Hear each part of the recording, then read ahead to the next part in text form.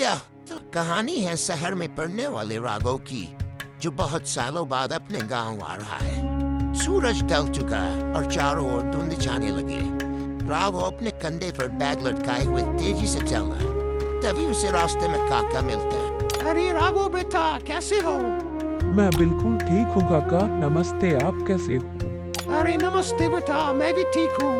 अरे बेटा, लेकिन तुमने आने में बहुत देर कर दी। सामने जो पीपल का पेड़ है उसे पार करते समय मुड़ के मत देखना, चाहे कुछ भी हो जाए। यह सुनकर राघव जोर जोर से हंसने लगा। हा, क्या काका, आप अभी भी इन पुरानी बातों में फंसे हुए हो।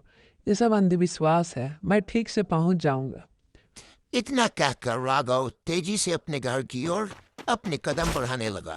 राघव जैसे जैसे उस विशाल पेड़ के नजदीक पहुंचने लगा, हवाएं चलने लगी, पत्तों की सरसराहट तेज हो गई और अचानक उसे किसी के पीछे चलने की आवाज सुनाई देती है। राघव बुदबुदाते हुए कहता है, कोई जानवर होगा, बस घर पहुंचने ही वाला हूँ। तभी उसे एक मीठी और जानी पहचानी आवाज सुनाई देती है। बेटा राघव, रुक जा, मेरे पैर में कांटा लगा है। राघव के कदम ठिठक जाते हैं। वह आवाज बिल्कुल उसकी दादी जैसी है, जिनका देहांत पिछले साल ही हुआ था।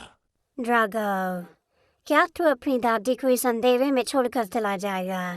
राघव का दिल तेजी से धड़कने लगता है। काका की बात उसके कानों में गूंजती है, पीछे मत देखना, लेकिन मोह और डर के कारण वह आगे चला जाता है। जैसे ही राघव आगे बढ़ता है, उसे अपनी दादी खड़ी दिखाई देती है, लेकिन जैसे ही उसकी नजर उनके चेहरे पर पड़ती है, उसके प्राण सूख जाते हैं। दादी का चेहरा पूरी तरह से बिगड़ चुका था। नहीं, वह भागने की कोशिश करता है, लेकिन उसे महसूस होता है कि रास्ता खत्म ही नहीं हो रहा है। उसी पीपल के पेड़ के चारों ओर वह चक्कर काट रहा है। वह आकृति अब बिल्कुल उसके काट के पास आकर चिल्लाती है, तूने मेरे पास आकर मुझे देख लिया, अब तू यही रहेगा। रात बीत चुकी थी, अब सुबह हो गई थी। चारों ओर सूरज की रोशनी थी, सभी तरफ उजाला ही उजाला था और उसी पीपल पेड़ के नीचे बहुत बड़ी भीड़ जमा हो गई थी। ध्यान से देखने पे यह मालूम पड़ता था कि राघव वहाँ पे बेहोश पड़ा था और उसका शरीर पूरा नीला पड़ चुका था और लोगों में बड़ा ही डर का माहौल था। इस कहानी से हमें यह पता चलता है कि कभी कभी हमें बड़े बुजुर्गों की भी बात माननी चाहिए।